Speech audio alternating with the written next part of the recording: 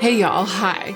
So, I often get questions about the nitty-gritty of the process of successfully curating a wardrobe. Like, how do you make good decisions when you're shopping for clothes? How can you actually be sure that you will like and wear the thing, especially if it's expensive? So this video is part of the answer to that question. It's one huge red flag to keep an eye out for when you're shopping. I'm going to explain the red flag to you and go over 3 situations in which it manifests, 3 danger zones, as it were. And for each danger zone, I'm going to give you the antidote, the exact path to avoiding a bad purchase. If you're new, hello, I'm Hannah. I'm a writer. I will link my book in the description box down below. And I also make YouTube videos about beauty, fashion, and consumerism. I hope you'll subscribe if you enjoy it. And now let's get into the meat of this video. Okay, the red flag is any version of these 3 poisonous little words. It could work. It could work. It could work. If you find yourself ever saying, it could work, it could work, which we say all the time when we are in various phases of shopping, various combinations of pressures during the process of trying to curate a wardrobe elicit these 3 words. And if you find yourself saying them, you might be, and I would even go so far as to say you likely are, about to make a bad purchase or at one of those crossroads in which if you can catch yourself in the act, you can avoid a bad purchase. I think these crossroads come in 3 types, 3 danger zones. And the first one is when something is on sale and it's deeply discounted, and there is such a wide gap between the original price and a sale price that the perceived value compared to what you would be paying for it if you bought it on sale is so dramatically different. It feels like such a good deal that even though it's something you would ordinarily never buy, you feel like you should. You feel like it would be wise to buy it. And you start saying to yourself, it could work. So like I'm scrolling the Net-a-Porter sale and I see a Gucci mini skirt on sale.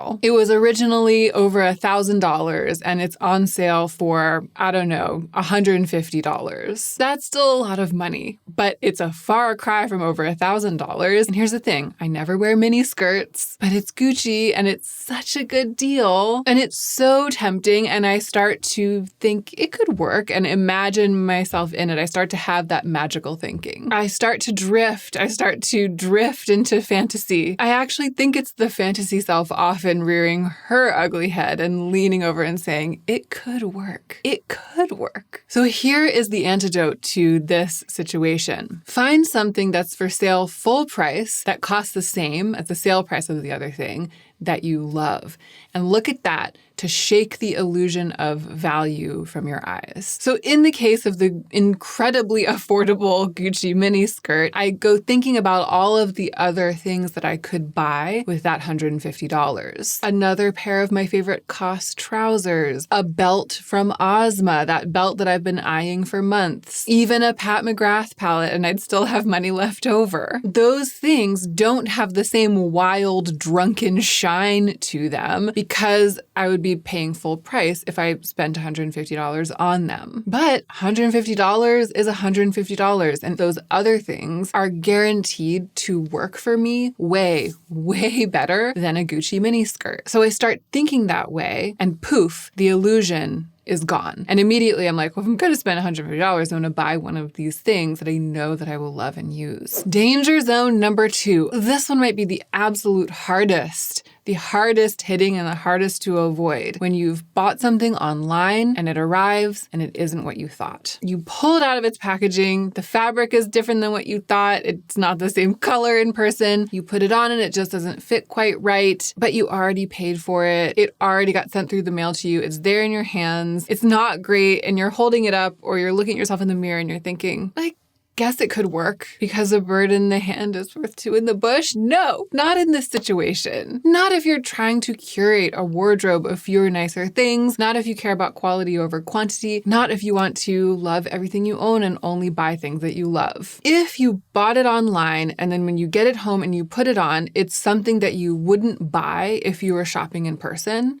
If you were out in the store and you tried it on in the dressing room and it would be a no, or it would be a maybe it could work, but I don't know, it's not quite right. Y'all, you have to send it back. You have to send it back. It could work has no place in this moment. And the antidote in this situation is actually a matter of forethought. You inject yourself with the antidote before you start down the path. You have to be prepared to return any online purchase before you make it. Visualization goes a long way. When you're at checkout, every time you're at checkout with an online cart, take a moment, take a pause, and imagine yourself going through the logistics of the return. Make sure you know what they are. First of all, is a return label going to come in the mail with the item? So is returning it just a matter of putting it back in the package and slapping it on and getting it into the mail, which is actually can be difficult depending on where you live, how much time you have, and how far away the various types of mail pickups and drop-offs and post offices are. Are you going to have to download a return, submit a return, download a label, print it out? Do you have a printer at home or at work? Is that something that you can feasibly do? Find out what the logistics of the return are going to be, and right before you click pay, imagine yourself going through the logistics of that return and accept that there's actually a not small chance that you will be doing it, and commit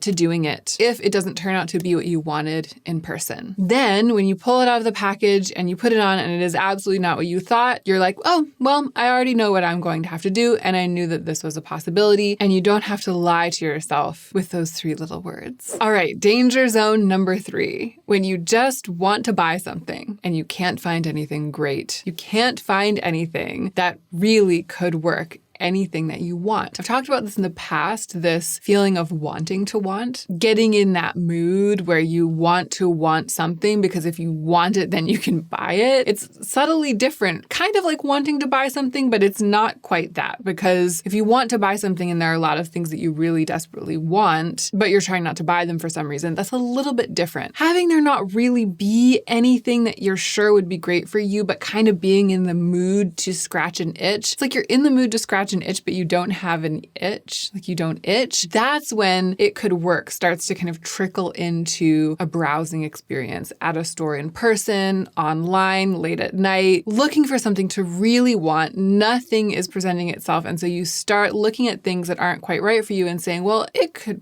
work. It could work. It could work, right? Because if you can convince yourself that it could work, then you can buy it. And here's the thing. I have said this before, browsing, online shopping. I am currently doing a project where I'm trying not to do that every day of the week. I'm just keeping that behavior to the weekends. And if you don't know about that and you're interested in it, click the playlist in the description box down below or click a video in the cards and you can find out more because I've made some videos about it. But in the context of that project recently, I've said browsing, I think for some of us, it is a hobby. You know, it is relaxing. It can take over, and so it's important to keep it in its place, which is what I'm trying to do right now. But that doesn't mean that it's never relaxing, never fun, and should never be done. You know. However, if you are an online browser or you like to browse in person, you sometimes like to go on a shopping trip, but you want to only buy things when they're perfect for you, when you really, really love them, then you have to separate the act of shopping from the act of making purchases, the act of buying things,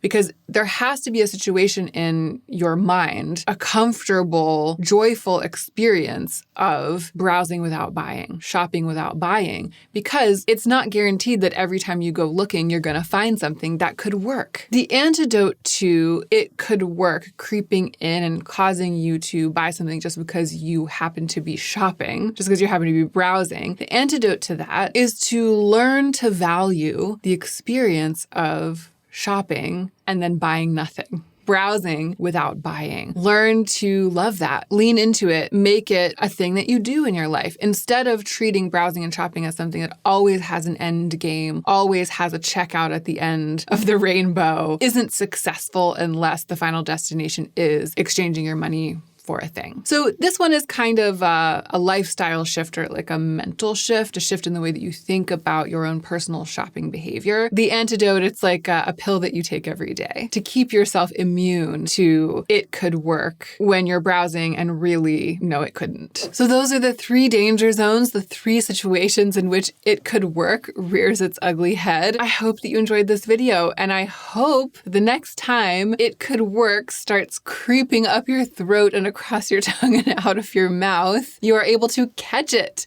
and see it and say, aha, this is one of those moments that Hannah told us about. Because for me, ever since I have put this into words for myself, ever since I brought it up into my conscious mind, I've been able to do that every time, and it has saved me a lot of grief and a lot of money. Thank you so much for being here, for watching. Again, remember to subscribe if that's something you would like to do. And don't forget to take extra good care of yourself so that you can be the most effective version of yourself as you do your work in the world.